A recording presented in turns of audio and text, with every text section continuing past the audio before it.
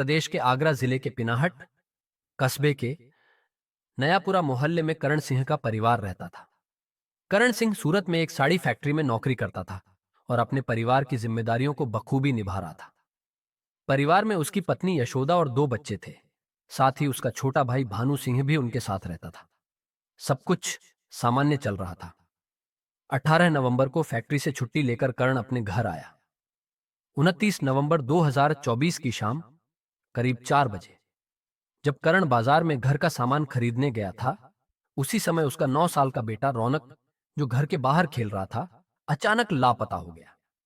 घर वालों ने रौनक को आसपास ढूंढना शुरू किया, लेकिन कोई सुराग नहीं मिला।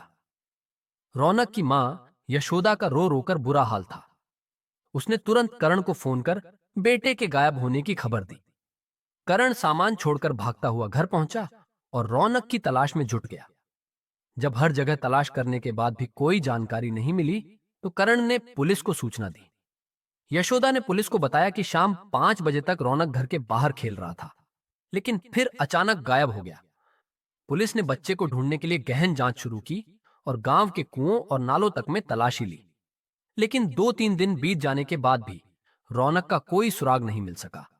रौनक के लापता होने के 4 दिन बाद 2 दिसंबर की सुबह 6:30 पर करण सिंह के पड़ोसी दिनेश ने अपने घर के सामने गली में एक बोरा पड़ा देखा। जब दिनेश पास गए तो उनकी चीख निकल गई, क्योंकि बोरे में रौनक की लाश थी। बोरा खुला हुआ था और रौनक का चेहरा बाहर निकला हुआ था। उसका सिर बुरी तरह से कुचला गया था, जिससे साफ था कि उसकी हत्या बड़ी बेरहमी से की गई थी। घटना की गंभीरता को देखते हुए पुलिस ने फोरेंसिक टीम को मौके पर बुलाया। फोरेंसिक जांच में पाया गया कि रौनक के सिर से बहा खून सूख चुका था और उसके शरीर पर करब के पत्ते चिपके हुए थे। पुलिस को इन पत्तों पर शक हुआ, क्योंकि गांव के लोग अक्सर झाड़ियों से करब के पत्ते काटकर छत पर सुखाते हैं और फिर ईंधन के रूप में उनका इस्तेमाल करते हैं। पुलिस ने आसपास के घरों और छतों की तलाशी शुरू की, लेकिन कुछ भी संदिग्ध नहीं मिला। हालांकि जब पुलिस ने गली की स्थिति देखी तो पाया कि यह गली रौनक के घर के ठीक पीछे थी। इससे पुलिस का शक गहरा गया। जांच करते हुए पुलिस करण सिंह के घर पहुंची और उनकी छत पर वैसे ही करब के पत्तों का ढेर पाया जैसे रौनक के शरीर पर थे। छत और सीढ़ियों पर खून के धब्बे भी मिले, जिन्हें साफ करने की कोशिश की गई थी। इन सबूतों ने पुलिस को यकीन दिलाया कि हत्या का तार घर से ही जुड़ा है। पुलिस को अब शक था कि इस हत्या में घर का ही कोई सदस्य शामिल हो सकता है। पुलिस ने जब करण सिंह के घर के सभी कमरों की तलाशी ली, तो भानु के कमरे से उन्हें एक चौंकाने वाला सबूत मिला। वहां रौनक का खून से सना हुआ बनियान और दीवारों पर खून के निशान पाए गए। ये सबूत सीधे तौर पर भानु की ओर इशारा कर रहे थे। पुलिस ने तुरंत करण के छोटे भाई भानु को गिरफ्तार कर लिया और उससे पूछताछ शुरू की।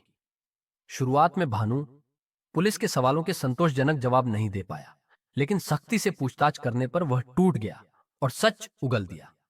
उसने कबूल किया कि उसने रौनक को उसकी मां यशोदा के साथ मिलकर मारा है। जब भानु ने यशोदा का नाम लिया तो पुलिस भी हैरान रह गई। यह बात चौंकाने वाली थी कि एक मां अपने ही बेटे को मारने की साजिश में शामिल हो सकती है। पुलिस के लिए अब सबसे बड़ा सवाल यह था कि आखिर क्यों एक चाचा और एक मां ने मिलकर 9 साल के मासूम रौनक को मौत के घाट उतार दिया। मामले की तह तक जाने के लिए पुलिस ने भानु का फोन जब्त कर उसकी जांच की। फोन की गैलरी में जो मिला, उसने इस हत्या की खौफनाक वजह को उजागर कर दिया। भानु के फोन में रौनक की मां यशोदा और उसके चाचा भानु की कुछ आपत्तिजनक फोटो और वीडियो मिले।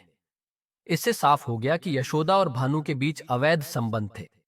इस घिनौने रिश्ते को छुपाने और किसी बात के उजागर होने के डर से दोनों ने मिलकर रौनक का कत्ल किया। जब पुलिस ने भानु और यशोदा से सख्ती से पूछताछ की, तो भानु ने रिश्तों की मर्यादा को तार तार कर देने वाली सच्चाई उजागर की। उसने बताया कि उसका बड़ा भाई करण सूरत में साड़ी के कारखाने में काम करता था और ज्यादातर समय सूरत में ही रहता था। इसी दौरान भानु और उसकी भाभी यशोदा के बीच अवैध संबंध बन गए। दोनों ने सारी सीमाएं लांघ दी थीं और पति पत्नी की तरह रहने लगे थे। हालांकि करण के घर आने पर दोनों दूरी बनाए रखते थे, लेकिन उनके बीच का रिश्ता छिपा नहीं रहा। घटना वाले दिन 29 नवंबर को जब करण घर का सामान लेने बाजार गया था, भानु और यशोदा ने फिर से अपने संबंधों को जीने का मौका देखा। भानु अपनी भाभी के कमरे में गया और दोनों मर्यादा तोड़ते हुए संबंध बना रहे थे। तभी अचानक 9 साल का रौनक कमरे में आ गया और अपनी मां को चाचा के साथ देखकर हैरान रह गया। रौनक को देखकर दोनों घबरा गए। यशोदा को डर था कि अगर रौनक ने यह बात करण को बता दी तो उनका रिश्ता उजागर हो जाएगा और वे बदनामी का सामना करेंगे। पहले यशोदा ने रौनक को बहलाने की कोशिश की। उसने उसे 10 रुपये देकर कुरकुरे खरीदने को कहा और वादा लिया कि वह किसी को कुछ नहीं बताएगा। लेकिन रौनक, जो सब कुछ समझ चुका था, मां की बात मानने को तैयार नहीं हुआ। उसने साफ कहा कि वह पापा को सब बताएगा। भानु रौनक को कुरकुरे दिलाने के बहाने दुकान पर ले गया और फिर उसे अपने कमरे में लेकर आया। वहां एक बार फिर दोनों ने बच्चे को समझाने की कोशिश की, लेकिन रौनक अपनी बात पर अड़ा रहा। आखिरकार भानु ने यशोदा से पूछा कि अब क्या करना है। यशोदा ने ठंडे दिल से जवाब दिया, इसे मार डालो, वरना हम दोनों फंस जाएंगे। यशोदा कमरे से बाहर चली गई और भानु ने कपड़े धोने वाली थापी उठाई। जैसे ही रौनक ने कुरकुरे का पैकेट खत्म किया, भानु ने उसके सिर पर जोरदार वार कर दिया। रौनक दर्द से चिल्लाते हुए कहता रहा, चाचा, आप मुझे क्यों मार रहे हो? लेकिन भानु के दिल में जरा भी दया नहीं थी। उसने बेरहमी से बच्चे पर ताबड़तोड़ वार किए। आखिरकार 9 साल के मासूम रौनक ने तड़प तड़प कर दम तोड़ दिया। रौनक की हत्या के बाद दोनों ने लाश को ठिकाने लगाने की साजिश रची। पहले रौनक की लाश को कमरे में रखा गया, फिर उसे सीढ़ियों के पास एक ड्रम पर रखा और ऊपर से बोरा डाल दिया ताकि कोई देख न सके। ड्रम पर लाश रखने के दौरान सीढ़ियों पर खून गिर गया था। भानु ने इसे साफ करने की कोशिश की, लेकिन घंटों मेहनत के बाद भी खून के निशान पूरी तरह नहीं हटे। इस दौरान यशोदा दरवाजे पर खड़ी होकर निगरानी कर रही थी ताकि कोई घर के अंदर न आ सके। अंधेरा होने पर दोनों ने रौनक की लाश को एक बोरे में भरा और घर की छत पर ले जाकर करब की गठरियों के नीचे छिपा दिया। शाम करीब 7:30 पर यशोदा ने रोने धोने का नाटक शुरू कर दिया, जैसे कि उसे रौनक की अचानक गुमशुदगी से गहरा सदमा लगा हो। यह सब दोनों की सोची समझी साजिश का हिस्सा था। पूछताछ में भानु ने चौंकाने वाले खुलासे किए। उसने बताया कि जब उसने रौनक के सिर पर थापी से वार किया तो खून की धार कमरे की दीवार पर जा लगी। भानु और यशोदा ने उस दीवार को साफ करने की कोशिश की, लेकिन धब्बे पूरी तरह साफ नहीं हो पाए। धब्बों को छिपाने के लिए उन्होंने वहां एक ड्रम रख दिया। रौनक की लाश को छत पर छिपाने के बाद दोनों ने एक साजिश रची। उन्होंने सोचा कि मौका मिलते ही लाश को पड़ोस में रहने वाले अपने एक रिश्तेदार के घर फेंक देंगे। उन रिश्तेदारों से उनकी पहले से रंजिश थी। योजना यह थी कि शव वहां मिलने से शक रिश्तेदारों पर जाएगा, क्योंकि पड़ोसी उनकी दुश्मनी के बारे में जानते थे। उन्होंने अपहरण की कहानी भी गढ़ ली थी, लेकिन लाश को रिश्तेदार के घर फेंकने का मौका नहीं मिल पाया। 3 दिनों तक लाश छत पर रखी रही। जब रौनक के पिता करण ने अपनी पत्नी यशोदा से कहा कि वह 2 दिसंबर को आगरा में पुलिस कमिश्नर से मिलने जाएगा और डॉग स्क्वाड बुलाएगा, तो यशोदा घबरा गई। उसने यह बात भानु को बताई। यह सुनकर दोनों डर गए कि अगर पुलिस ने लाश घर से बरामद की तो उन पर सीधा शक जाएगा। 1 दिसंबर को सुबह 4 बजे उन्होंने लाश को ठिकाने लगाने का नया प्लान बनाया।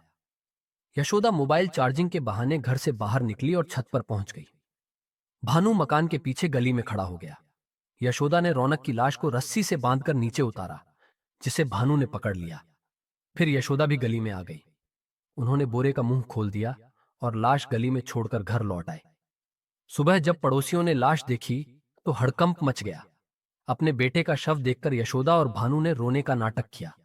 दोनों दहाड़े मार मार कर रो रहे थे। पड़ोसियों ने कहा कि रौनक यशोदा का लाडला था। यशोदा ने पहले मां के रिश्ते को कलंकित किया और फिर अपने बेटे की हत्या में शामिल होकर ममता को कलंकित कर दिया। फिलहाल पुलिस ने भानु के बयान और सबूतों के आधार पर चार्जशीट तैयार कर दोनों को गिरफ्तार कर लिया। अदालत ने उन्हें जेल भेज दिया है।